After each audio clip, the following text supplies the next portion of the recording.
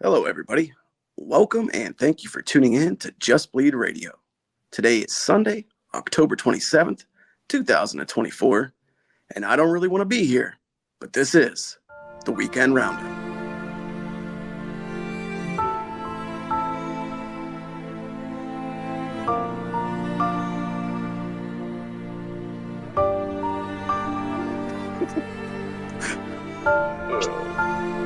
I felt that. I had to do it. I was like, I gotta do something. They need real folks. Oh, what is up? What is going on, everybody? Welcome to episode 27 of the Weekend Roundup, your favorite weekly recap show where we go back over all the events of this past week in the combat sporting world.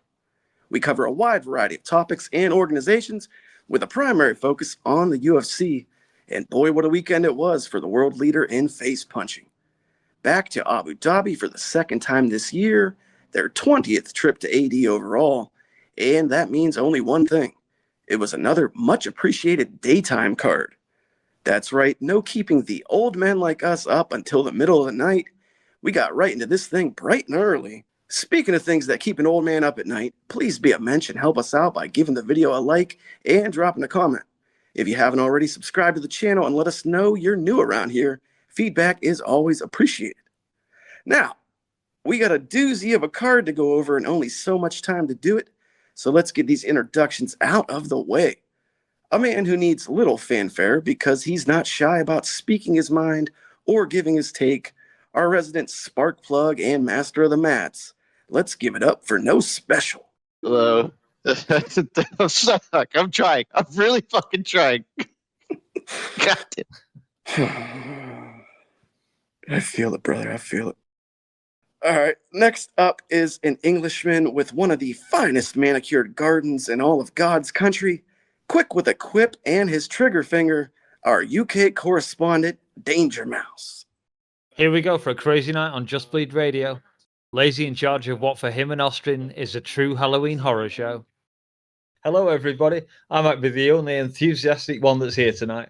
But I won't keep Lazy waiting too long. Let's go. I appreciate that. That was very considerate. And of course, the real heroes on the scene who do all they can week to week to make us sound somewhat professional. I'm talking about our three-man production team, Steven, Chatri, and Super Dave. I don't think I need to tell you who I am, but I will anyways because I'm an asshole. I'm lazy, and I'll be manning the helm of this here shit show today. All right, now without further delay, gents, let's get into some of the fight talk. We'll regretfully begin the day with the co-main event of UFC 308, the middleweight matchup between long-standing fan favorite and 2020's flavor of the month, Robert the Reaper Whittaker versus Khamzat Borz Chimaev. The big question on everyone's mind coming in, if this thing goes long, how the hell does Khamzat look in there? And secondly, if he does gas, could Bobby Knuckles take advantage of it? All irrelevant questions in the end, as this one would not take long. A quick tap from Whittaker after suffering an unfortunate jaw injury. A fight ending you hate to see for a man so beloved amongst the fans, but a statement win for Chimaev nonetheless. I don't have a ton to say on this one, so I'll leave it up to you guys. DangerMouse, the Count of Casuals. You're on both sides of this equation. I know Whittaker is one of your favorite fighters, but I also know you not only picked Khamzat, but you also have a Chimaev fighter review on this very channel. So first, give us your thoughts on how the fight played out for as long as it lasted, and then second, with the results of yesterday, has Khamzat finally laid to rest the concerns about his health, or at least his ability to still perform at a high level? Okay, wow. Some way to go on this one. First off, the video that Lazy mentioned, yeah, that's up there. It deserves a new chapter after this fight. I might have to get Dave working on that one, or even do it myself, who knows. This was a shocking fight. I did pick Khamzat. I've said it before. I said it on the preview show. Don't pick against the O, and this kind of fight proved it. I was kind of talking with somebody on the Discord, And I said, I don't think Hamzat's going to rush it this time. And immediately as I said it, Hamzat pretty much dived in for the takedown. Didn't take him too long. He didn't rush it. I've seen him go in faster, but it still didn't take him long to have a go at Rob and take him down. And then I was like, okay, where's this going to go? Let's see how Rob handles this. And it would appear that Rob did have answers, but those answers just weren't good enough, because once he had given a solution to a problem, there was another new problem with Hamzat moving somewhere else, attacking somewhere else. I think I heard the stat that Rob landed 2 strikes in the entire fight, and that is vintage Hamzat Chimaev. Again, look at the show that I did before. All the numbers are on there. That was like either his first or second fight, similar numbers. So such a powerful performance. And Hamzat was different. He didn't do any of his screaming and shouting at the press conferences. He gave it a little bit after the fight, but he was, on the whole, he was much more calm. It was calm Hamzat. Legendary fighter, also had hair, which another one that you can make jokes about, I suppose. It was just such an amazing performance, and it wrapped up that kind of argument. People have always kept saying, okay, I know he's fought middleweight, but he's never fought a real middleweight. Well, he fucking has now. Because if you don't think Robert Whittaker's a real middleweight, then just get the fuck out of it. And he dealt with him easily in the first round. I don't know what happened with Rob's jaw. I don't know if that was some kind of incident due to surgery he's had in the past, and it just weakened his jaw and it snapped. I've actually slowed that video down to like 1/8 of the speed, and I can't see anything. There's a couple of blows that Hamzat lands. He lands an elbow, but it looks more towards the temple. He lands a couple more shots on, I guess they could be on the jawline. They could have caused it to dislocate there. But almost immediately as that choke went on, that face crank went on, his hand was tapping. I think he was tapping as he was falling to the ground under the weight of Hamzat. I've never seen anyone tap that fast in my life. I've seen people go out that fast just because someone set the perfect blood choke on them and they just go out, but never from power like that. I'll be very interested to see exactly what happened. And I hope I know Dave probably will show the image, but it's absolutely horrific. I don't want to see it again. So yeah, it did hurt to see Rob lose, but it also was great to see Hamzat show the potential that we all knew he had, or we all thought he had, and we started to doubt him about. Yeah, amazing performance. What the fuck else can I say?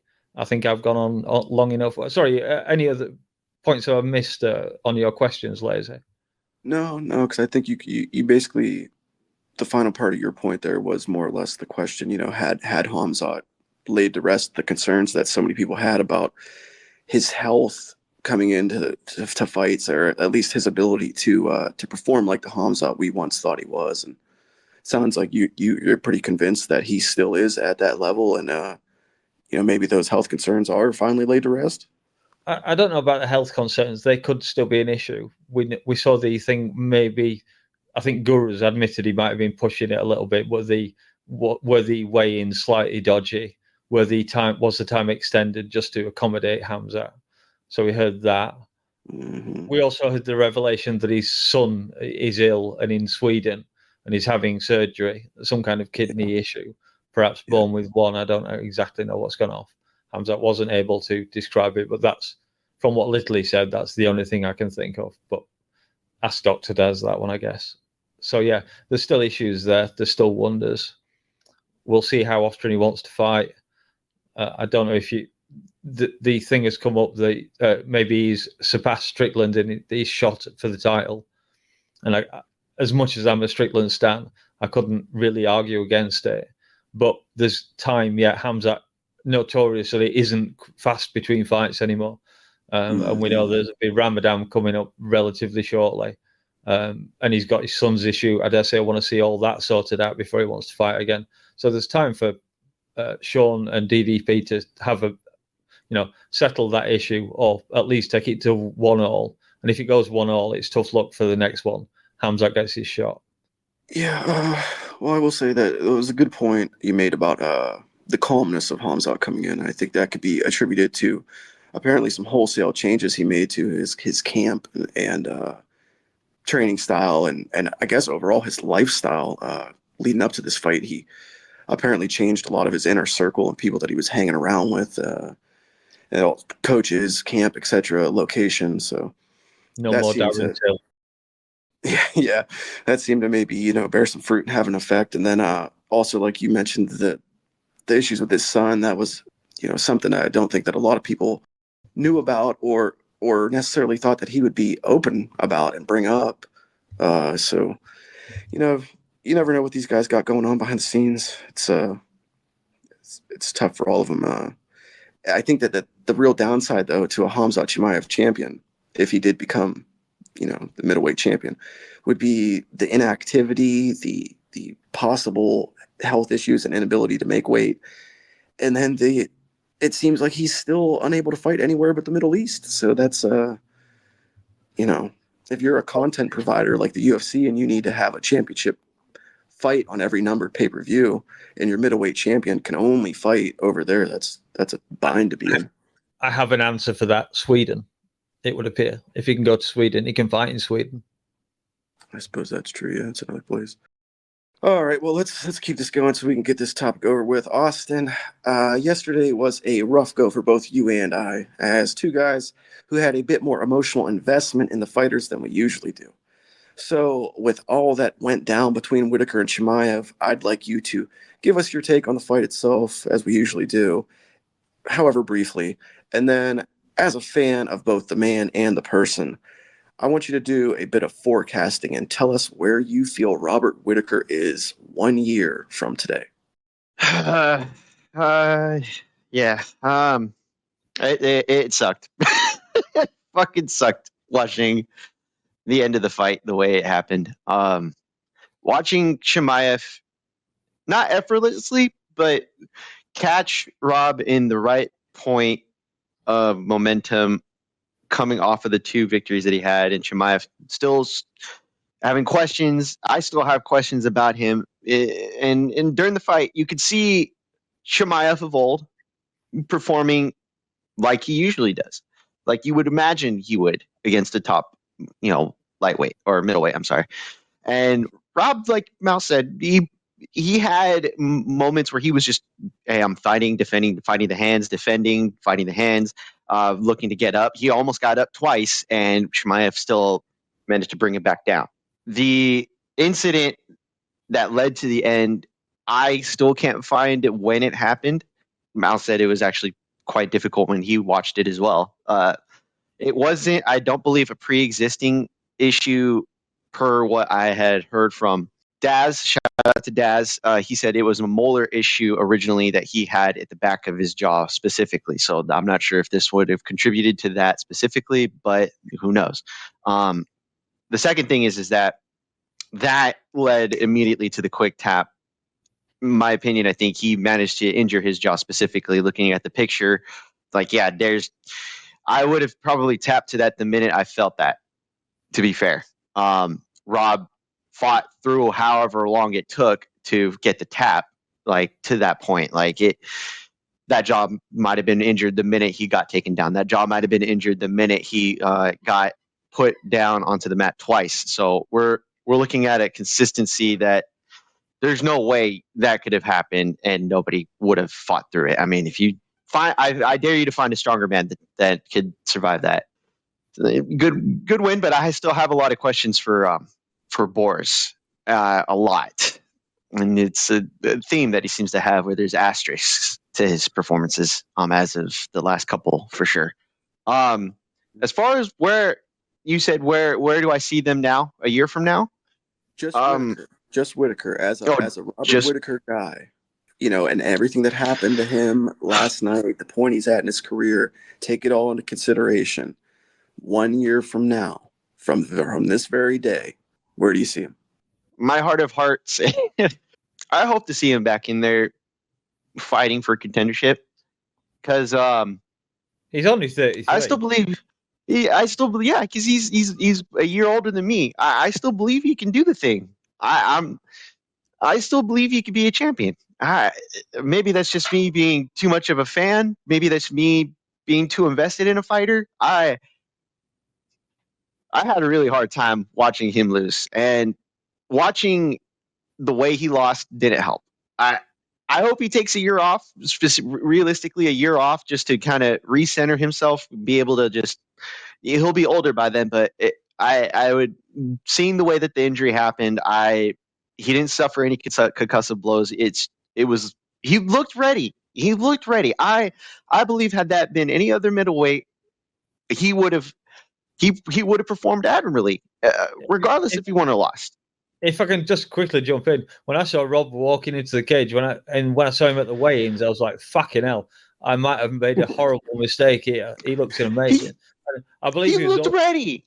Yeah, he was. I believe he was or is also down for wrestling for the Australian Commonwealth team. So maybe that's out of the window now. No, and I think that was the other thing too, is that like looking at how we got here, his performances, the last two fights, a tough fight with Costa that he ended up winning rightly, and a unbelievable first round finish of Ikram Alaskarov, and he looked ready.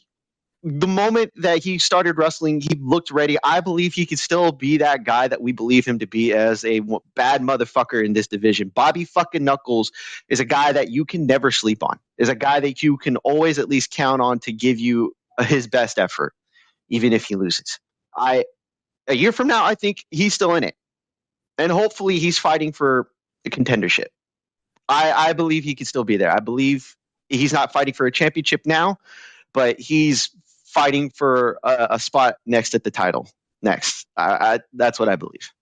Well, we've also already seen with Colby Covington and various other people that if you're out for a while, the UFC, the rankings people won't change where you are.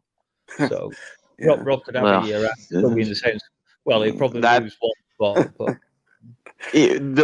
depending on how Dana does the rankings, that might change. I suppose. True. I do agree. Rob looked really ready coming into this, and he looked fired up and rearing to go. The guy has one of the best mean mugs in the business. That fucking face he makes when he's walking to the cage, boy. Woo! If looks could kill. Jesus. All I'll say is it was not the result I wanted. It was not the ending that I had hoped for.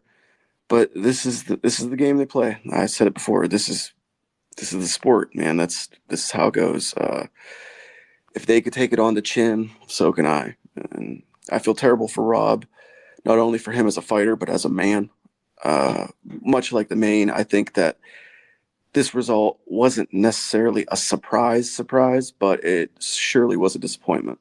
I'm gutted for Whitaker, and though I know he'll bounce back, this is a tough pill to swallow between the result, the injury, and then what this could mean for his career and the bounce back that he's going to have to make. But ultimately, he's still a great fighter, and he's an even better person. And I think that if anybody deserves, a shot and a chance to climb back up to the top, it's definitely a guy like him. So heal up, mend up, brother, and it's not over yet. It ain't over yet. Hell no, it's not over. That's right. That's fucking right.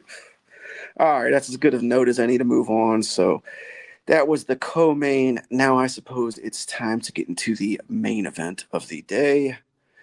A fight ripe with anticipation. Former featherweight champion and current BMF Max Holloway stepped into the octagon to take on the current top dog at 145 in Ilia Topuria. The bold and braggadocio Topuria had a lot to say in the build-up to this one, and come fight time, he was afforded his opportunity to back it up. All eyes were on Abu Dhabi, and the world was watching as both combatants took the stage for what can only be called a symphony of violence. That's my Robin Black right there. This is killing me. A lot of aspects to this fight that we could discuss, be that the events during, the immediate aftermath, or what comes next for both men. Plenty to dig into, but first let's talk the fight itself. Ilia Topuria does what he said he would do, and after 14 years, 34 fights, and 2,227 absorbed strikes, he becomes the first man to crack Max's chin. He talked it and he walked it. Third round knockout. Thank you, MMA On Point, for those statistics.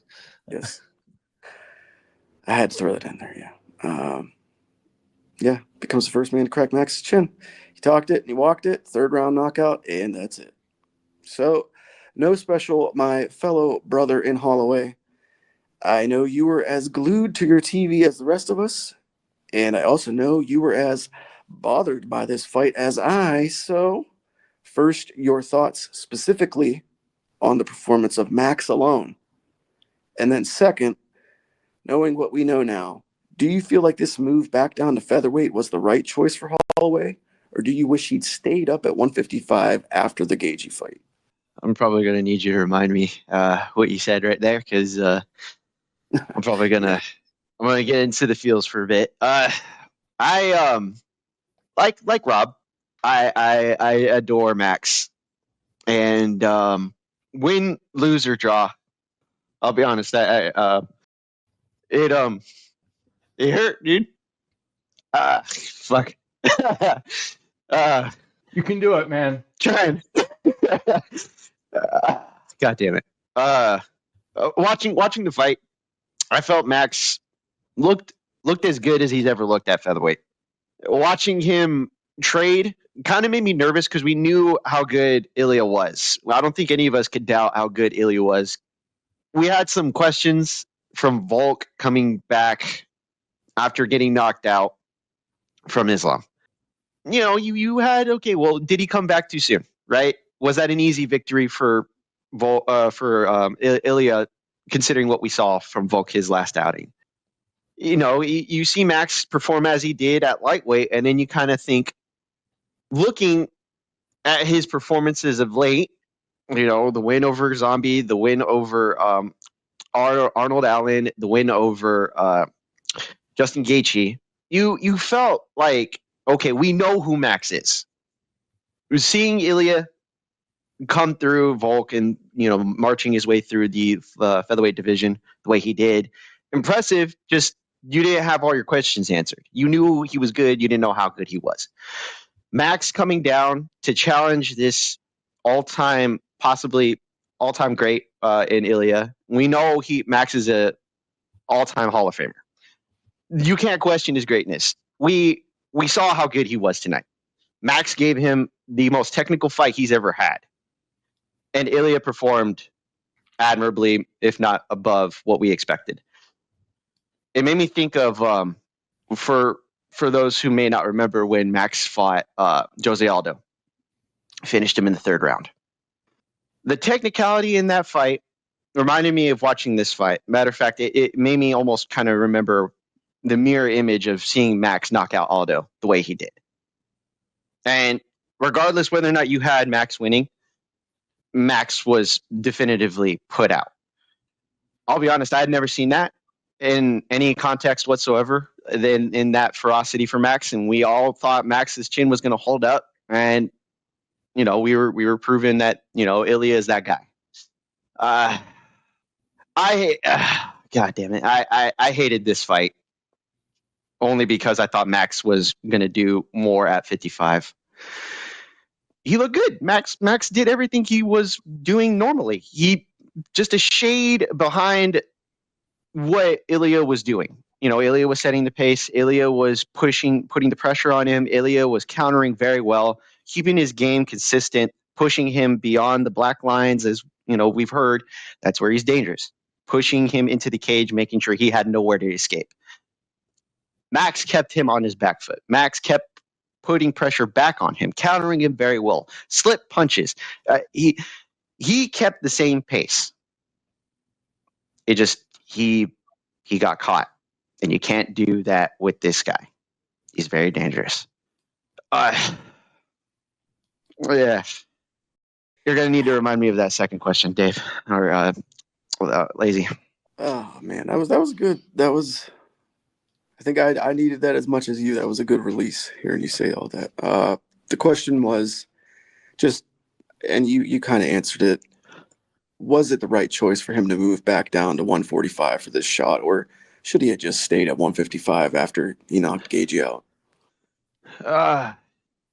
So it was Max's decision to go back to 45 because he felt like he had unfinished business there. And I couldn't say he was wrong because he felt that he was still capable of competing at the highest level against the best in that division. We've seen him lose 3 times to Volk, but we've also seen him beat up-and-comers like Arnold Allen.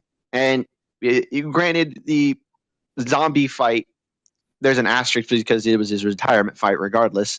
That you could still see him compete well, and he looked very good tonight. He just didn't make it to the finish line. He got finished. It is what it is, as he would say. And he still says he's not done. He's not done. And I hope this is what we get from this is Max staying at 55. He no longer needs to prove anything at 45. He's an all-time great. He's going into the Hall of Fame for sure. He's got the BMF title with him still, supposedly, although that might not mean a whole lot now. Him competing at 45, there's nothing he needs to prove there anymore. Him competing at 55, at 32, going to be 33, that man can literally fight Charles Oliveira, fight Dan Hooker, fight whoever he wants to within the top 10, get maybe 1 or 2 wins if he really wants to, just one, and probably be the next guy in line. He took out Justin Gaethje. Now, granted, you can argue Justin Gaethje wasn't already on the decline and had not fought for a year almost to that point when they fought. But still, he's got more room to grow at 55 than he does at 45. I hope that's the case that we get from this, and I'll never stop cheering for him. He's my guy forever. Yeah. Yep. All right. Well, to keep us on track, I'll just get my thoughts out of the way real quick here. I personally, I wish he had stayed at 55.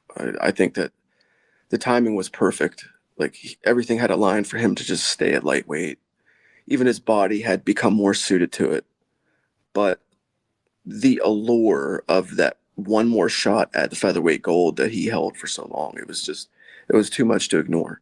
So I can't, like you said, Austin, I can't really get mad at him for wanting to take that opportunity that they were dangling a carrot in front of him, and he went for it. All credit to Topuria, though. Like he did what he said. Good shit. Good on you, dude. You did exactly what you said you were going to do. So I'm going to bite my tongue here. That being said, this ain't the end of the legacy or the ride if you listen to Max, but I think we're close. We're getting close. For guys like Rob and guys like Max, it's championship gold or bust. And with the setbacks that they both suffered last night, I'm not sure title opportunities are in the cards for them anymore. It's possible. There's always the chance. There's always that shot. Light heavyweight, Robert Whittaker? I don't know. With that, yeah, I guess it is what it is. Let's get Mouse's take on this fight, though. Danger, you were the only man to go against the grain on the preview show, choosing Topuria to get the win here. In fact, I think you might have even said Ilya was going to be the first man to turn out Max's lights. I thought that was maybe the orange juice and vodka talking. However, now that we know you were correct, sir, here's your brief opportunity to gloat. And my questions for you. Number 1, what's your opinion solely of Topuria's performance last night in his first title defense? And number 2, with 2 knockouts of 2 legends within a 12-month span, is Topuria the lock for Fighter of the Year? Okay, right. I said it on the show. Don't bet against the O. Welcome to the era of Ilya Topuria. Yeah, so that's it for me. Never beat, and my advice to anyone who's never not bet on someone who has never lost a fight. I know it all went awry with Tyra last week, or the other week. But yeah, generally people like to keep that O. So yeah, just 6 words are needed to sum up last night's fight. Holy fucking shit! What a fight! That was amazing, and I know I'm really going to be discussing Ilya here, but that was a symphony of violence between, not a symphony of violence, symphony of striking excellence between two guys. There was a tweet that came up that they showed on the broadcast, and it was talking about how they were matched up against each other, how they were kind of causing problems for each other all the time. I really need to find the exact quote. I'll find it for Dave for the edit. This was, like I said, a symphony of striking excellence. And I guess most of all from Topuria, he did exactly as he said. He started the fight off. He pointed to the ground. Max back to, stayed at the outside of the cage and just gave him the Matador's cape thing. And that was like, okay, that's your 10-second warning kind of thing. Let's go. Ilya first off, Ilya made that takedown just look ridiculously easy at some point in the first round. I suspected he might go for one at some point in the fight, but he just nailed it there. It took me by surprise. Certainly took Max by surprise. Sorry, I'm trying to drag my thoughts together here. Lazy took me slightly surprised by how we've gone. I just figured, Austin's the Max guy, and you had Ilya, so yeah, I can't match Austin's emotion on the fighters. I picked. No. Yeah, thank you. You kind of set my thoughts back on track a bit there. Yeah, I picked Ilya. I picked Khamzat because I have made the joke several times now about don't bet against the O, but they were both favourites as well. And if I could just bring this up quickly, because I was going to talk about it pre-show, but we might as well do it now. I was asked in one of our Premier's chats if we deliberately picked our picks, as a kind of agreed things behind us. And I think Austin's just shown that we don't. I've given my reasons for picking my picks. We've seen Austin's reasons for picking his picks, and Lazy's no less enthusiastic about his picks. So, yeah, never doubt that the picks we give on the show are our own. There's no shenanigans going off behind the scenes. Yeah, just Ilya was amazing. He said he was going to get Max out as there. In the first round, he did say that, but obviously that didn't happen. But he did look good. And then the second round went on, and he still kept it up going well. I noticed Max trying to steal the end of the rounds kind of thing, showing that fight IQ. But Ilya again just pushed back at there, and it's okay. I've actually got the fight playing in the background now, and I was watching the knockout. He set him up. He set him up beautifully. His striking was absolutely on point. There was a video I watched this morning on YouTube of some guy talking about one of the boxing coaches. I forget which one it was. And he'd said a couple of years back that Ilya Topuria was the real deal in boxing for the UFC. And if you doubt that, I don't know what fight you watched. He was out of this world. Full Luke Thomas here. Just what can you say? And he did finally crack that chin. I did make the note to myself that people have talked about how Max was never knocked down, but after the Gaethje fight, after Justin had knocked him down, he did say agree that he'd been knocked down, despite the UFC records not saying it was. So that was the first knockdown of Max. Was that the first ever crack on that boulder? Just a bit of food for thought there. But yeah, the undeniable power of Ilya Topuria. Saw him. I'm just watching him now with Volk looking into the cage and nodding, and I know he's going to come in a little bit and challenge him where he goes next. Yeah, I don't have the words to describe how good his striking was. It was next level. Really, really fantastic. I think been privileged to see one night the evolution of the next era of MMA. I know Khamzat's a little bit newer in the game, surprisingly enough, I guess. But yeah, now we have Ilya Topuria, the era. Yeah, I'm just going to stutter to a halt there because unless Lazy wants to nudge me in any direction. Well, you got one last thing that you got to give us, okay. And it could be as simple as just a yes or no. It's the second part of the question. With those two knockouts of two legends within a 12-month span, is Topuria the lock for Fighter of the Year? Okay, I gave this some thought. So Laura Sanko talking with somebody last night, and it was, as Sanko actually said, it's a choice between who had the zeitgeist of the UFC this year and who had the most merit for being fighter of the year. And if you want the first one, if you want the zeitgeist one, it's undoubtedly Poatan, the savior of 3 moments in the UFC, came to the rescue in 300, came to the rescue again in 303, came to the rescue again in, was it 306? Or am I getting my UFCs mixed up now? Whatever, 307. 7. It was Yeah, 7. Yeah, thank you. Yeah, I was doubting myself there. So yeah, came to the rescue 3 times. Amazing performances, KOs all over the place. Absolute, the enigmatic star of the UFC this year, without a shadow of a doubt. The personality of the UFC, who doesn't even really have much of a personality. Although we know that that's not true. I'm not hating on Alex one bit. But yeah, as far as achievements in the UFC this year, he knocked out Volkanovski. I know Volkanovski had lost to Islam twice, and he perhaps came back a little bit early, but he was still at the peak of his career at that point. He was second pound for pound in the UFC, and Ilya just came in and dealt with him. 2 rounds, done. And then he's coming. He said he's going to knock out Max, the knockoutable Max Holloway, and he's came in there and he's done it. And not only did he do it, and this was one of the points I definitely wanted to mention. Not only did I pick this right, I also said in 2.5 rounds, Ilya Topuria would win this fight. And fuck me, 1 minute 40 of round 3. I think you'll find that's 2.5 rounds, exactly. Well, under 2.5 rounds. But yeah, Mystic Mouse on the case there. All right. I think we got on long enough on this. Yeah, I can't take nothing away from Topuria. Like you said it, that boxing, man, that boxing is probably some of the cleanest and crispest boxing we've ever seen in the UFC in any weight class, in any era. And it's coming from a guy who really came into the game as a grappler. So yeah, for sure, yeah. Just jump in one very last thing. I just want to compliment both guys, Hamza and Ilya, for how gracious they were in victory. They were absolutely pure class.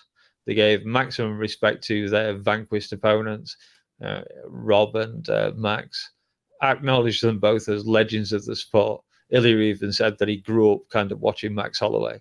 That's how long that guy's been around. The new champion was watching him and loves his career. So yeah, all credit to those 2 guys for how they dealt with victory.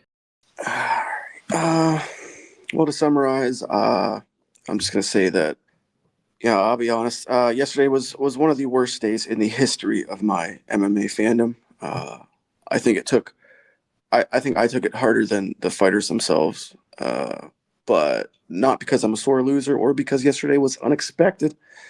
Personally, I was devastated because I know that this loss, or what this loss means rather, for these 2 guys. But I don't know.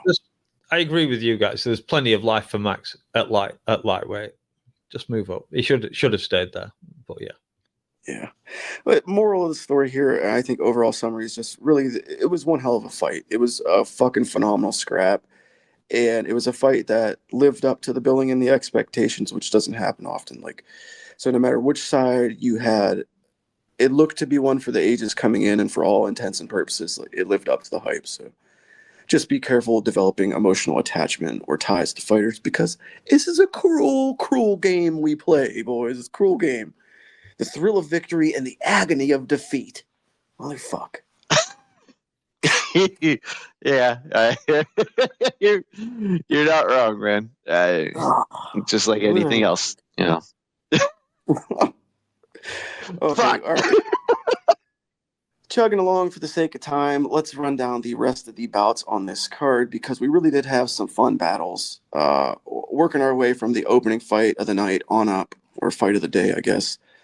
We began with 23-2-1 welterweight Rinat Fakhretdinov against a pretty well-known name in MMA, former LFA champion and PFL Bellator fighter Carlos Leal. The Lion Leal, one of a few relatively older fighters making their UFC debut on the prelims for this Abu Dhabi pay-per-view card. It was a super fun fight, but one that in the end would result in a highway fucking robbery. In one of the worst sets of scorecards of the year, The horrendous judges gave the fight to Fakhretdinov on a silver platter, destroying my picks from fight number one and ruining my entire morning. Dave can insert the judges' scorecards here or not. Either way, it was a total travesty in my eyes. So I don't know if you guys have any opinions on this opener. I was mildly surprised. I think we were talking about it pre-show, that I kind of was only half watching it because I came in and started watching the UFC fights when the Neil fight came on. So I didn't see the prelims until after. And obviously I was a bit kind of done in by then, so I wasn't paying super attention. And yeah, I kept thinking, so I'm kind of surprised at, who's winning this fight. It looks like Leal. And then I heard the results and I was like, oh, that seems a bit strange. But I didn't realize there was so much discussion about it until I started surfing around the web this afternoon, looking at the MMA media kind of stuff. So, yeah, I guess surprising defeat, but unlike Lazy, I picked Rinat. So, yeah, fuck it. It is what it is. I want to bring this up because Dave, producer Dave, brought it up in the pre-show. All of the media members, all of them, had this fight scored for Leal, so that ought to tell you something there. Austin, do you have any thoughts on this one? Watching it was weird just because you kind of felt like one guy was winning. Also, everyone was making steroid jokes because of Leal's back. He just looked like he was there to fight. Fakhretdinov literally got put on his back foot from the strikes, and he was having a hard time even trying to wrestle. As a matter of fact, he was getting tripped up sometimes on his own takedowns. Leal being as well-rounded as he was and just being dominant. Was that because of the questionable back knee? Who's to say? But the thing that was interesting in this fight was just the outright 30-27 for the guy who literally looked like he was struggling throughout the fight for Fakhretdinov, right? And the judge in question remained on the card judging fights. Now, we've seen precedent of them removing judges. The guy who went 30-27 for Tied to Ivasa, Howie Booth, he was removed from judging, right? And the gentleman who was an actual ref in Salt Lake City for the Ukrainian fighter and the Almeida, I forget his name. If you like the name, it was Hadi Muhammad Ali who gave. That was the judge, but I was just saying that they've had precedent in removing officials that were not up to the scruff that they like, and there has been precedent where the UFC, anytime they go to a different commission, the commission for transparency, I believe, inputs a official, whether it be a timekeeper, a judge that does the scoring, or an official for like a ref, right? Somebody from that commission sometimes doesn't do the job well enough, and you can tell because they don't have a whole lot of high level, MMA in their commission. In this case, the UFC is the commission when they go abroad, where there is not a commission set up. Okay. This is interesting because that judge could have been removed at any point, or even immediately after he turned in that scorecard, and someone would have asked, well, how did you get that score? This would be a great time to get, information as to why they scored the fight the way they did. That way you can at least, hey, I can see where they're seeing that from, but that's still, that doesn't help exactly, but it gives us some context. They don't do that. And on top of it, this was in Saudi Arabia, so people were saying, well, does he know the royalty there? Maybe they were afraid to remove him because he knew somebody. That just left a lot of questions. It's very dicey, and not only did he not get removed, but he was basically rewarded with further judging assignments later on the card with greater consequences. So it's a strange situation. My only real shout outs for this fight were one, shout out Carlos Leal for being a quote unquote black belt in Muay Thai. I didn't even know that was a possibility. I heard some people cracking some jokes about that. I didn't know they awarded belts for that martial art. That's news. And then about the possible steroid use, I got a remark in the chat today for on to the next one on MMA fighting, pinned by either Mike Heck or AK Lee. I said that I might have said something similar on Discord. He's completely clean. It's just his diet of Cheetos and Mountain Dew that leads to the back knee.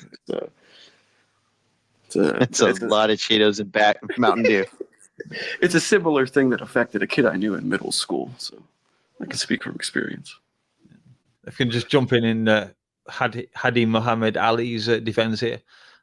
The last fight he judged was the Lerone Murphy versus Dan Ige, and all three judges scored it 9, 10, 10. So he was bang on the money there. So he wasn't terrible all night. Maybe he just had one bad thing, or maybe it was just his seat. You never know. You never really know. That's why I've said it before. I'd like to see the judges wearing those recording glasses so you can see exactly what they're looking at while they're scoring a fight. What do Lerone Murphy and Dan Ige have in common? Edson Barbosa? No. I don't even know if I should say it on the air. Neither one of them is Muslim, are they? No, one's Hawaiian, one's from Manchester. Yeah, so he got that judging assignment correct, but he seemed to have a problem judging the fight where one of the fighters was Muslim and the other was not. Interesting. Yeah. Interesting. Well, Jeff Neal, no problem. That wasn't needed. So yeah. All right, let's keep this going before we get sanctioned or something. Then after that, we had the man who nearly lost his eyes to Chris Weidman and then tested dirty for PEDs.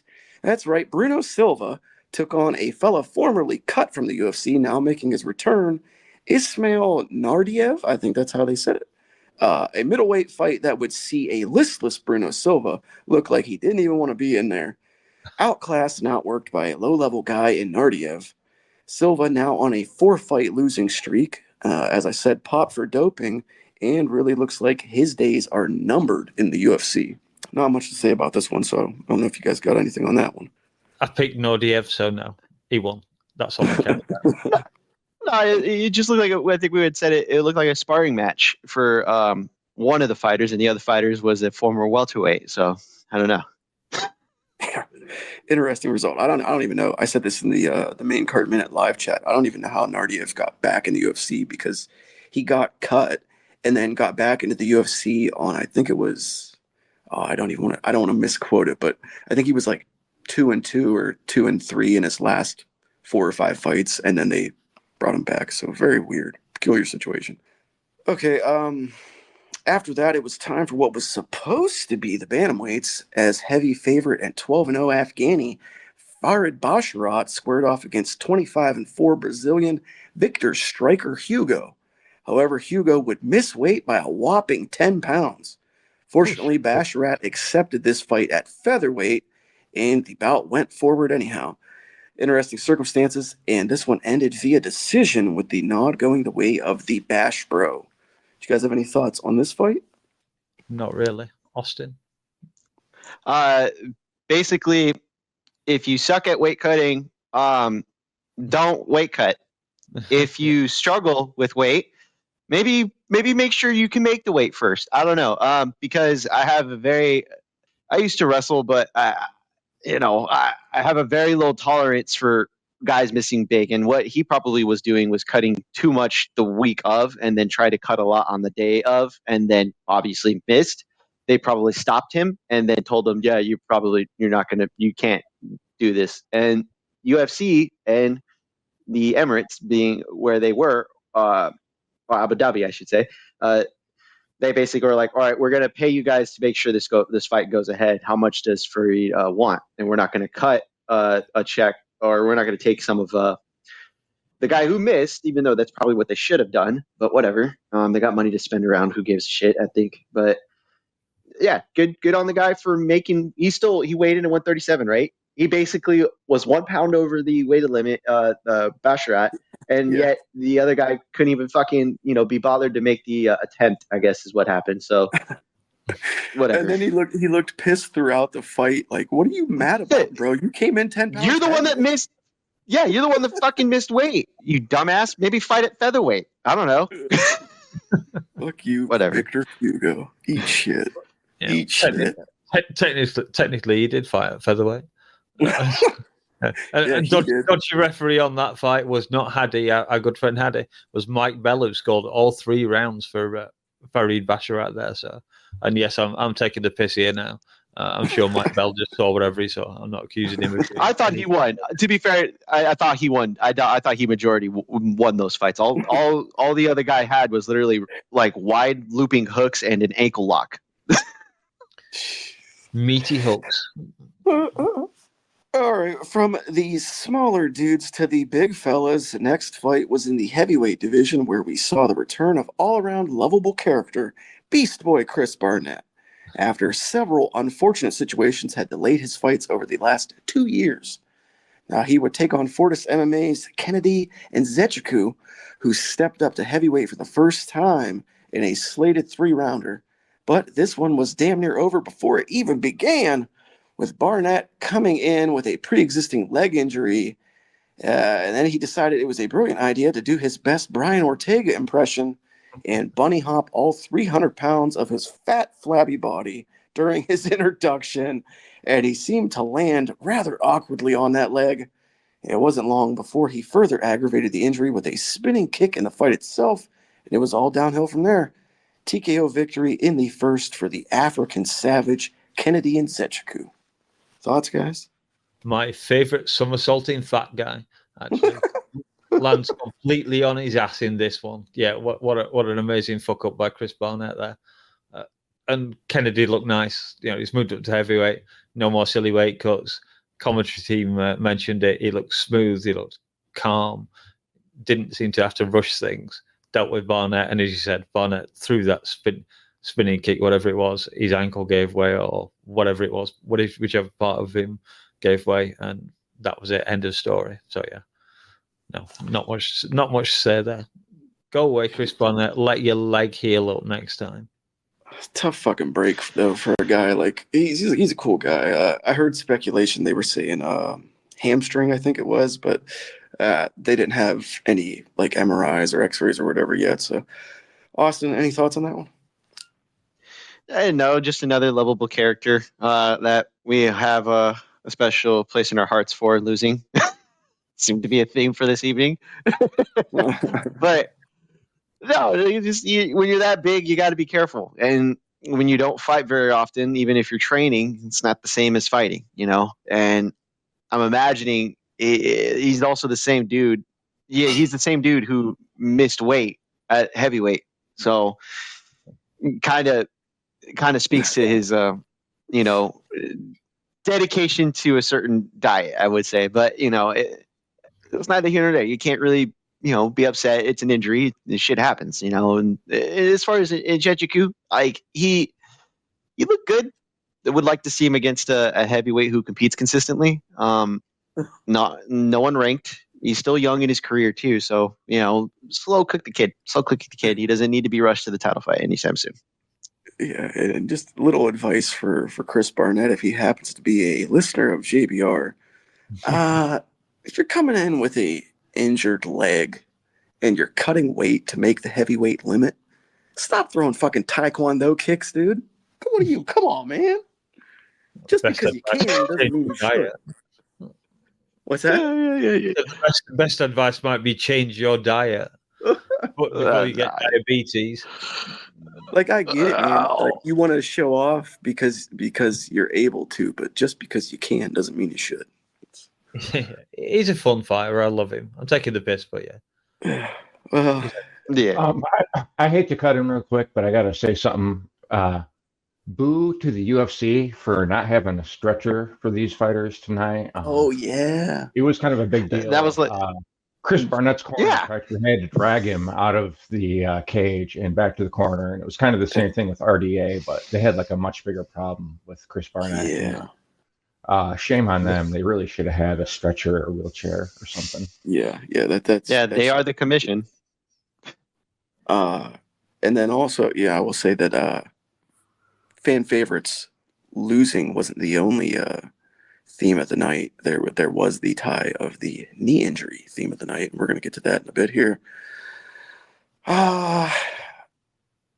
The next one on the night, though, it pitted Abus Magomedov against Bruno the Hulk Fajeda in the 185-pound weight class. Now, this was my quote-unquote lock of the night as far as picks went on our preview show. And I said, you should take the Fajeda side. Either the fight does not go the distance or by knockout. That turned out to nearly be sage wisdom. Fight close to being over a couple of times in the second with Abus getting rocked, but ultimately it was Bruno getting finished in the third by arm triangle, thanks to a brief distraction by the referee that allowed Abus to take the mount. I'm not backing down from that stance. Now, shout out to refs who only enforce the rules when they fuck me out of a win. Shout out to those referees.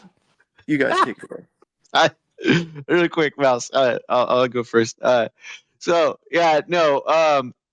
picked Fajeda too, and by virtue of him being kind of like a get got beat guy, right? He's either gonna get run over by his opponent, or he's gonna run over his opponent. And Abus is kind of the same way. Like, he's kind of a front runner, a guy. If he looks like he's going to be athletically better than his opponent, he's usually going to kind of either knock them out early or barely escape the decision, I guess, or more or less lose. Because I think he's now 3-4 in the UFC right now. Currently, his first fight was a random middleweight, and then he gets his next fight, Sean Strickland, and that's been the story of his career in the UFC so far. Fajeda almost had him. Damn it! If he wasn't hitting Abus in the back of the head with the fucking downward elbow multiple times and being told not to, he probably would have just survived. But no, he literally was looking and hitting him behind the head with the elbow. And sure enough, once he gets distracted, oh, now it's an issue. Like, no. You got to pay attention. You got to fight, defend yourself. Come on. Yeah, this was kind of everybody knows with Abbas. You let him spark himself out in the first round, let him go hog wild. And then the second round, you hit him a couple of times and hurt him. And then you finish him off. And that's how it works, except that Ferreira managed to forget that lesson. And I think he stayed down on the ground with him a bit too long. And then it ended as it ended with the arm triangle in round 3. My first loss of the night, if I remember rightly. Of only 3, I'll point out. But yeah. Doodly doo, sir. Doodly doo. I was not so lucky. All right, let's move on. Following that would be the return of 13-1-1 Cro-Magnon man, mixed back oral by against another fellow making his return after looking like he was attacked by a swarm of bees in his last fight, Mateusz Rambecki. This fight mysteriously moved to a 160-pound catch weight, and it would see Rambecki come out the other side victorious via split decision in one of the fights of the year. That's what many of the media members were saying, and I'm prone to agreeing here. Close call, but I wasn't upset by the winner. Blood and guts galore. This was a JBR special violence fest. Both these men are just tough as fucking nails. This was an extremely fun fight. I was cheering at my TV at various points throughout it, especially that last round. So, any takes on this fight, guys? Yeah, not the bees. Not the bees. Oh, no, not the bees! Not the bees! Ah! This was just brutal. This is up there with JJ and Wei Lee for wearing damage throughout a fight. Pleased to hear that it was just tissue damage for our Cro-Magnon or Neothandron man, Oralbeck. Yeah, just an absolutely fantastic slobber knocker of a fight. The two guys were absolutely exhausted by the third round. If you ever want to see two men leaving it all in the ring, that was pretty much it. I thought Oralbeck might have snatched it at the end there, but it wasn't. absolute, just a banger, and you can't hate whoever wins in those kind of fights. It's whichever angles the judges have, as we've seen in other fights, might make a big difference, or accidental slips that they see and count as a knockdown, all that kind of stuff. So yeah, just superb fight. As you said, fight of the year contender. Yeah. Without to finish as well. That's an impressive one. Yeah, like I don't think anyone could argue against it at least being on the list for possible fights of the year. I mean, just fucking Oralby's eyeball. Oh my god, his eye was disgusting. Yeah, it was Austin, any thoughts? Our early man should have been stopped early. Like the minute that eye started to swell, it was because it was all tissue damage, right? So that actually, because what they were saying on the broadcast was it felt like they thought it was a orbital being broken, right? And that's what we kind of all thought, that the way that eye swelled, and he was getting thumped every single time, right side of the face, right on the eye. And Rembetsky doesn't really know how to throw anything else. He's just a little ball of muscle just coming in overhand, right? Just fucking landing on Oralby. And Oralby, to his credit, literally just was like, all right, that's cool. You can do it again if you want to. You know?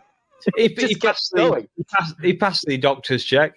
Always answer to. What do you mean? He basically showed it to the other eye and then went and said, well, how many am I holding up? Wink, wink, nudge, nudge. You know? Like, yeah, it was weird. It was weird because like the ref didn't even bother to stop it regardless of how many like times he was getting dropped either. And on top of it, like the amount of blood that coated it, like the entirety of the canvas, like there was like not a whole lot of blood at the beginning, and then all of a sudden this fight happens and the entire canvas is covered. Also, the crazy thing about this fight was the amount of times that Rembetsky would get like put on his back and then like get like almost got stopped himself. Like it was like you're watching this war and you're like, oh, this is not good. Oh my god, it's switching. Oh shit. Oh god, this is not good. Oh, he switched it again. Oh shit. And it's going back and forth. Just pure violence. It's great. It was great. Oh yeah, dude, that roller coaster is what made it so fucking fun. You didn't know what was gonna happen, especially in that third round, man. That could have gone either way at probably half a dozen points at least. Crazy fucking fight. And then I think the best part of this is matchmaking both these guys going forward is going to be so fun. Like there's so many guys that they could fight, so many, and make amazingly fun fights. I love it.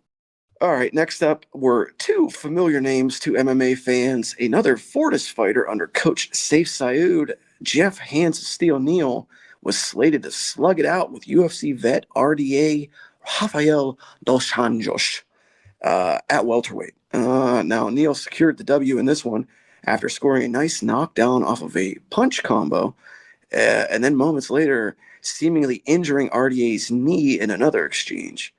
The second TKO due to a leg injury of the night occurring in this fight. The jokes write themselves here. As I said on Discord, I think that the backstage fighter attendant must have been Tanya Harding, because all these dudes were getting their fucking knees. Nancy Kerrigan, they're fucking blowing their shit out left and right. I would say it was a good fight, but it wasn't really much of a fight. So you guys got any thoughts on this one? Yeah, I said this was my lock of the night, and it proved to be that way. Not that I said by injury. That would have been a really, really wild outsider. I wonder what odds you could have got on that at the bookies. Yeah, I think O'Neal would have won it anyway. It's just unfortunate. And Dos Anjos is getting old. Yeah, and not really much I can say. Like you said, 3.5 minutes, the entire fight's over. He can't stand back up. So, unfortunate. Take some time off, recover. Good luck, Jeff Neal, on your next fight. I don't know what that'll be. I'm sure we'll get something interesting. Yeah, this one was weird. Injury aside, RDA just getting clipped like that right off the bat, especially up a weight class, considering what his last performance was against Matus Gamrot, right? Lightweight. He had hurt Gamrot and looked like he just was struggling with the grappling, which, the older you get, the harder it is to grapple because it requires a lot of you. Your last thing to go is your power, right? So, he looked good, but just wasn't enough. Whereas in this fight, he looked like he just wasn't prepared for the fighter he was going to get. And yeah, his body gave up on him, but he looked like he wanted to try to strike a couple of times with the guy who's got really good hands, and that's not something you want to do, especially up a weight class. And even if the guy's closer to your size, you don't want to do that with a guy who's more than willing to trade. And it's one of those things where it's like, yeah, RDA is a beloved figure for some, and I did like watching a lot of his fights when he was at lightweight. Interesting to point that there's a time when RDA was making a run up through the welterweight division and was beaten by Colby Covington for the interim title, right?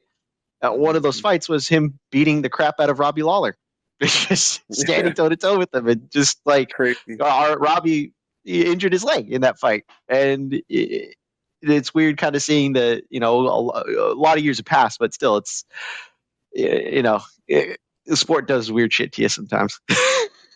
It's a big setback for an old dude like RDA. Like, this is going to be just tough to come back physically from an injury like that at his age, and then also like the time away from the sport and how quickly things move.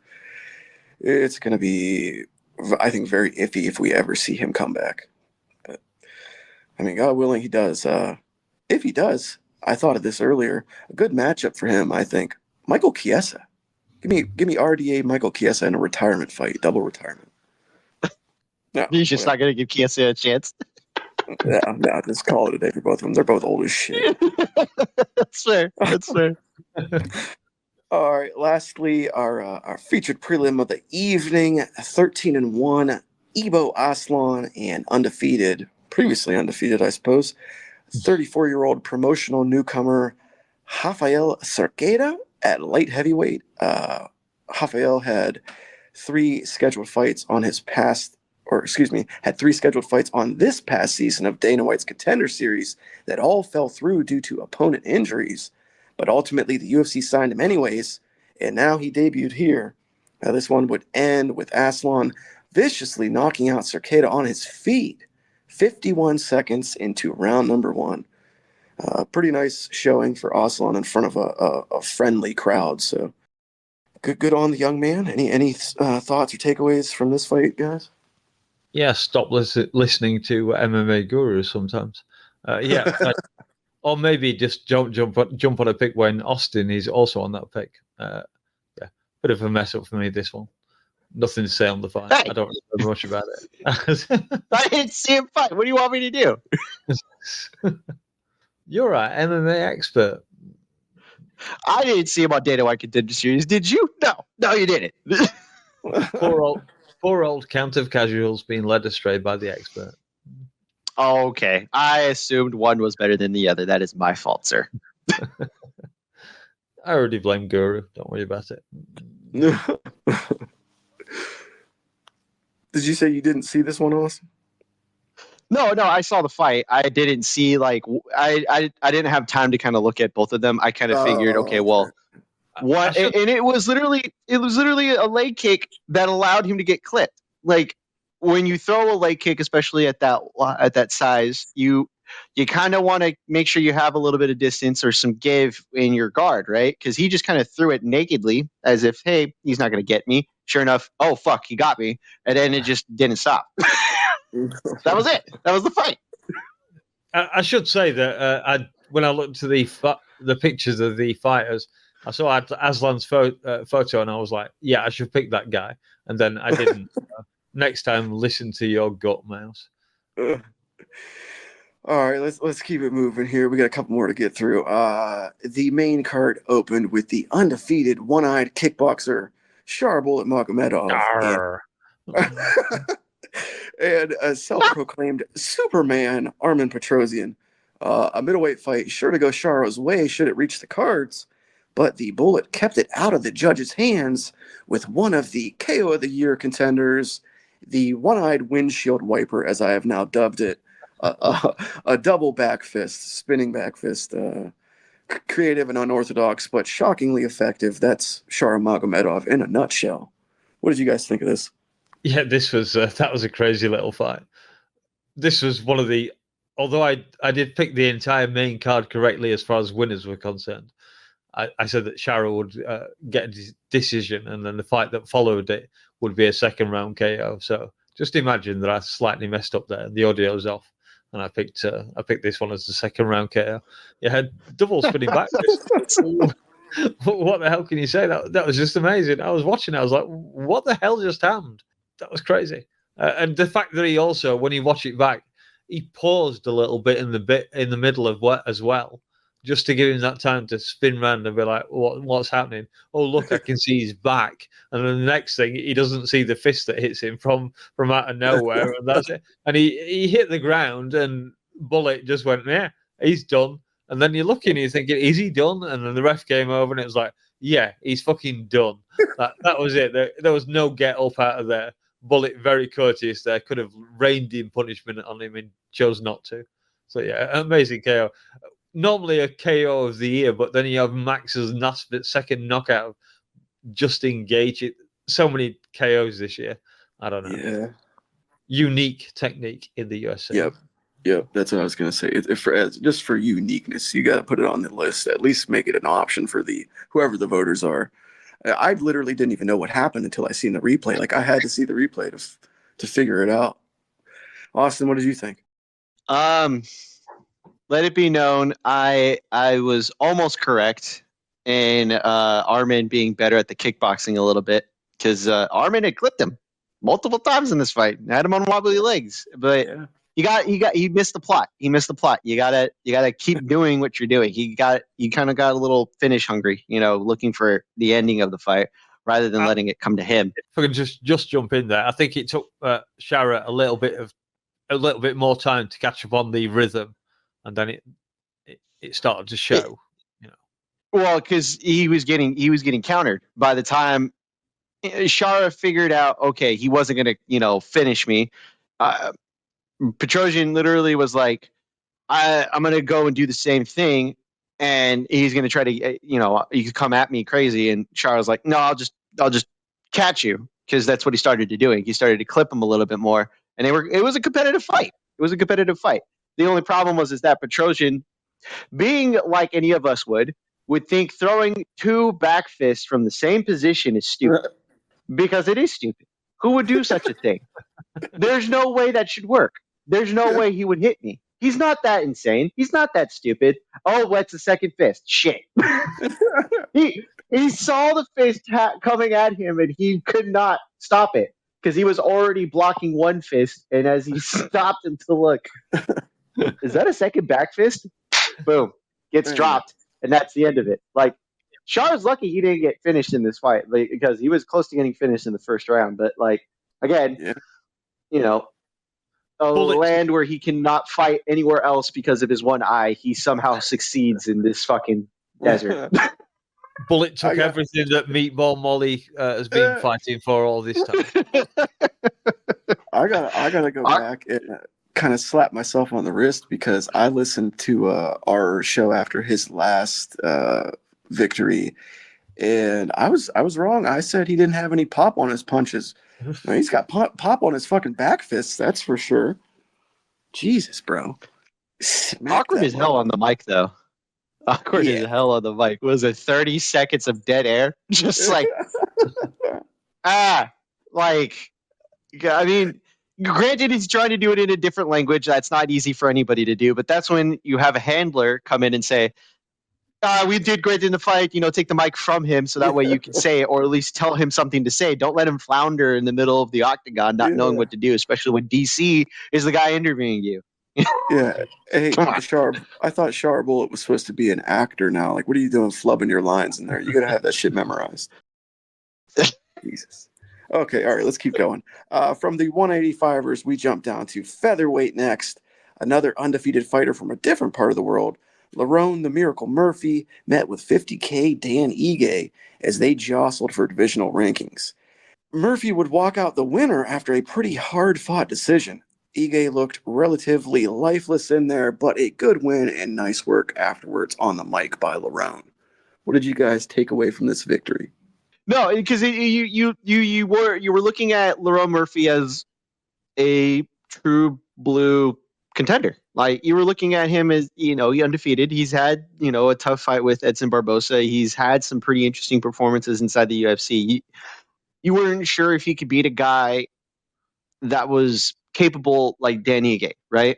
And Ige coming off of a 4-hour notice fight against Diego Lopez, and nearly winning the end of the winning the fight in the third round. I'm sorry, third round, like putting it on Diego Lopez. You were kind of looking at this fight. Okay, it's a crossroads fight for Dan Ige. If he can't do this one, he's probably not challenging for a title anytime soon, like within the next few years. Lerone Murphy, he's on the doorstep now of being in the top 5. Like, he's that good. Yeah. I still have questions, but it was a good fight. I think Danny Ige gave this fight away in the third round. For some reason, he has a trouble when he grapples. He only grapples. When he's striking, he's very good at finding the button or counter striking you. Lerone's been dropped a few times in his fights and has recovered. But he faces someone who's actually going to be able to follow you down and continue to put pressure on you. He might have trouble, but I thought he looked good tonight. And this was Dan Ige's to lose, and he lost it. Yeah. I think something definitely looked not to take anything away from Lerone, but something definitely looked a little bit off with Dan. And I think that was evident by the speech from Nixick going into that third round. Like, he was really laying into Dan and trying to fire him up. And I don't remember him doing that too often with his fighters. So something was off with his performance. What did you think, DangerMouse? Anything? Yeah, this was one I called again. Sorry, I called this one exactly. I said it was go to decision for against Ige. The guy doesn't get finished. And I saw the interesting stat today that I think it's out of his last 8 fights, he's lost, what was it now? He's 7 out of 8 of his last decisions have been losses. So he doesn't do the distance very well. Something isn't there when he has to go 3 rounds. Obviously, cheers for Lerone Murphy.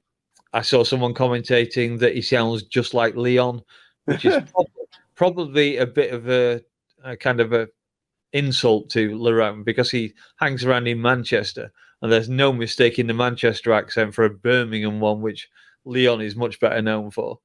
So yeah, watch your accents there. Oh, and also Lazy, it's Lancashire, lad. It's Lancashire, lad. That's how you say it. Yeah, I remembered finally. So, yeah. Thanks for that. Okay, let's continue to move it along. The last fight for us to discuss, and it was the featured bout of the main card. Top light heavyweights locking horns with the return of a possibly staph-infected Magomed Ankalaev versus a habitually injured Alexander Rakic. Potential title talks around the winner of this fight, with many already having heralded Ankalaev as the next champion. So how would it play out? Relatively boring. Moments of back and forth, but for the most part, a boring and repetitive affair. My biggest takeaway is I can't wait for Poatan to get his paws on Ankalaev, because I think he's going to knock him the fuck out. That's my thoughts. Don't know about you guys. Yeah, I thought the comment from Beef Leman in the Discord was the one that summed this fight up the best. Tepid striking from 2 guys who were told they need an impressive win for a title shot. Bravo, Beef. Yeah, that nailed it. Just not impressive. The only thing that I did see that is impressive, heard today that Ankalaev, I think, has the lowest strikes absorbed per minute in the light heavyweight division. So he clearly can strike. But I don't seriously see him as a threat for Poatan. I think Poatan will tear up that leg a little bit, and then eventually, inevitably, the left hook will land, and that'll be it. That'll be the end of Ankalaev. I keep saying that he doesn't wrestle. DC finally backed me up and said Ankalaev isn't known for wrestling. Plenty of people have said it, so just believe it. Unless you force him to wrestle, he's not going to wrestle. So Poatan will kill him at some point in the future. But he does deserve his title shot, so give the man his shot. Give Alex his rest that he wants. If it happens to be after Ramadan before we get it, so what? Alex just defended the title 3 times in 175 days. Give the guy Christmas off, for fuck's sake. He's a Catholic. Yeah. and then fucking throw Ankalaev in there, let Alex kill him so we can finally hear all these fans stop bitching about how he deserves his fucking title shot. Exactly. Ugh. Austin, thoughts? This was interesting because I'm on the boat of he's the deserving number one contender. All right, he may have not been exciting. That wasn't his fault that he couldn't stop a man from running away from him. It is what it is. We never disagreed. He deserves the title shot. I know. I gotta put my 2 cents in on this one because it feels like this one is like the one that everybody agrees should happen, but nobody actually wants. Because Like Bones and Stipe. Exactly like that. Yes. Yeah, exactly. You're like, oh, it's like this one's interesting mainly because Ankalaev is that dude that's so stubborn that he causes his own issues. What happened when he got submitted against, what was it, Paul Craig, right? Final second of the round, he immediately tapped after getting triangled because he was bludgeoning Paul Craig to death. And sure enough, he just got caught, and he was like, "No, I'm done. I don't want to get broken." And sure enough, he tapped, right. And the fight with Jan Blachowicz, he literally tries to kickbox with a man who's better at kickboxing than him. And now, Jan Blachowicz isn't really known as an all-around striker, right? Magomed literally was letting him kick his leg to death and was losing some of the striking exchanges, and then realized at the end of the third that he can start wrestling him, and then proceeded to bludgeon him in the last 2 rounds, causing it to be a draw. It was his fault that he did not start wrestling and proceeded to allow this draw to take place. And then, again, when he fought, oh dear God, who was it? It was Johnny Walker, right? He handedly is winning the fight, and then proceeds to throw an illegal knee on his opponent, and then complains when his opponent says that was illegal, and then proceeds to try to fight him after it's been called a no contest because reasons. So yeah, Russian reasons. No, not even that. He's the type of dude to do the difficult thing because it's more difficult rather than do the thing that's better for him to win. Like he's the dude that brings a sledgehammer instead of a fucking wrecking ball crane. Like he's that dude. It's like what are we doing here? What are we doing here, my guy? We could say this. We all agree that he deserves to be next, and he most likely will be. And guess what? He's going to get another chance to kickbox with a kickboxer better than him. Yeah. So we'll see how that goes soon. We'll find out. Yeah, I will say about Rakic. Rakic learned the wrong thing from fighting Jury. You fight better when you're actually, putting pressure on your opponent and not running backwards. What he learned was, if I stand in front of them, I will get killed.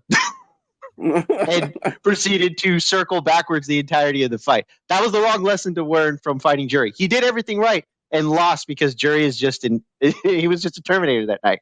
That's not his fault. If he had stayed present, I guarantee you Ankalaev would not have wrestled him until the end of the third.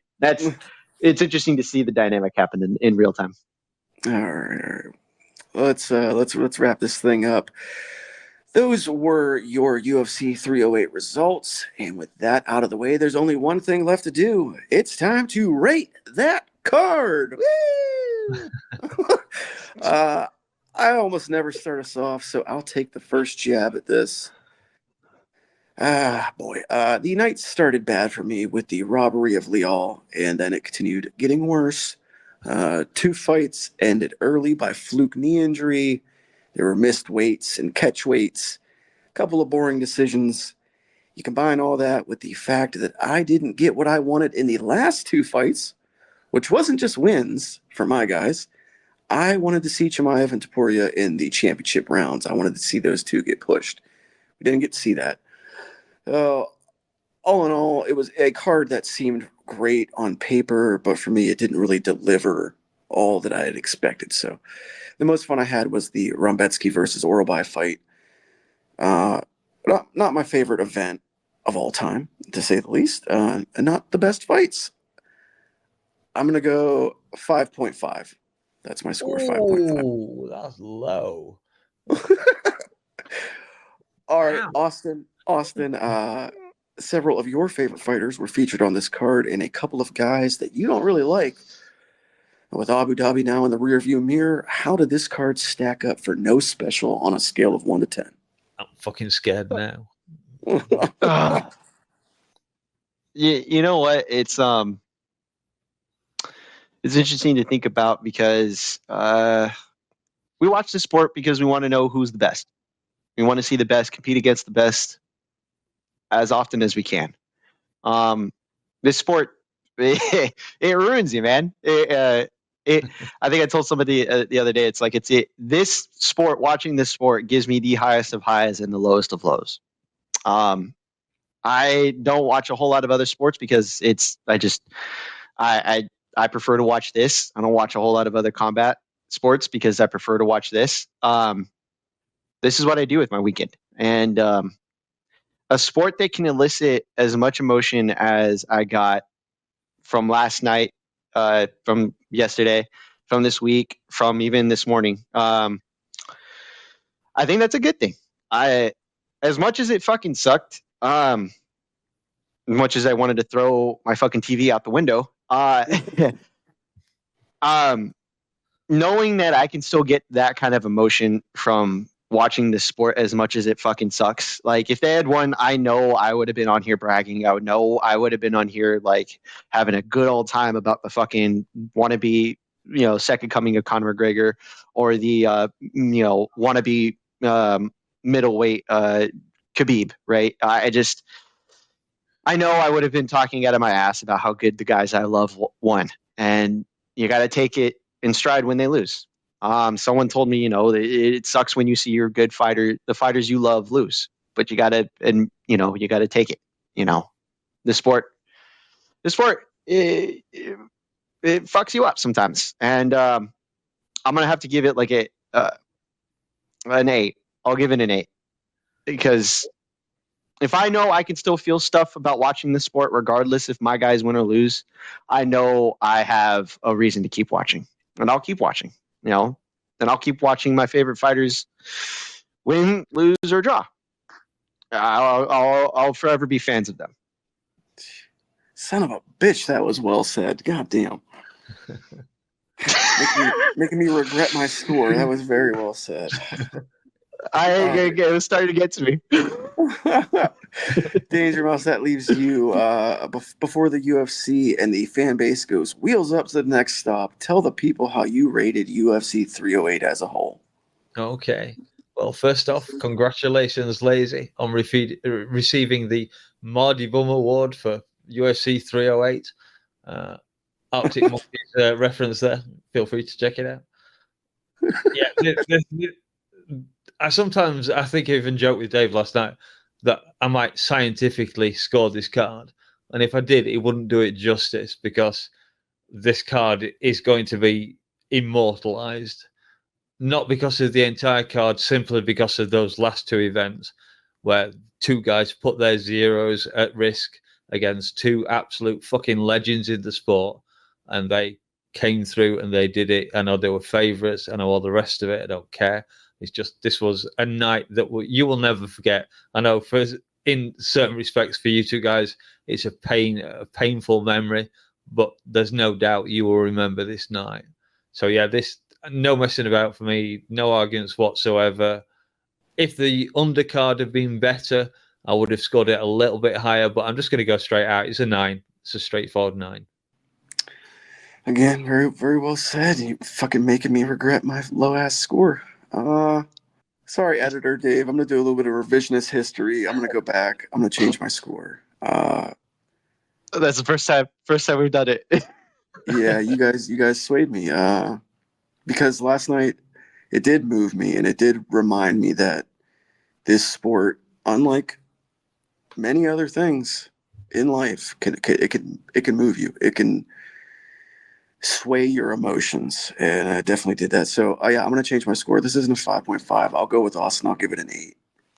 There we go. That's the scores. It fucking sucks. God. All right. Let's just wrap this thing up all together. Gang, that was all she wrote for episode 27 of the Weekend Roundup. Another weekend of fights in the books and another pay-per-view down. There's just a couple more left to go in 2024. A big thanks to everybody for tuning in. We do not take your viewership for granted. And lastly, for me, a shout out to our guys Brian Campbell of Morning Combat and Long Island Luke of the Main Card Minute. They showed myself and the show a lot of love over the last week. Got a couple of shout outs from those guys, so wanted to show some love back. Anyways, we're right here every weekend after the fights, so make sure you hit that subscribe and notification bell. Until next time, that's no special. He's DangerMouse. They're Dave, Chatri, and Steven. Me, I'm LazyBed, and this has been the Weekend Roundup. Peace out. Thank you, everyone. Go ahead, sorry, Mouse. No. Very brief one. Just thank you, everyone, for coming along to this one. Yeah. I didn't want to be here. I'm going to be like Ilya. I'm going to be magnanimous in victory. I'm not going to. I told you guys I'd bring Luke, so there you go. The agony was real. We found our balls and we brought them with us. Hello, everybody. Play off the thing.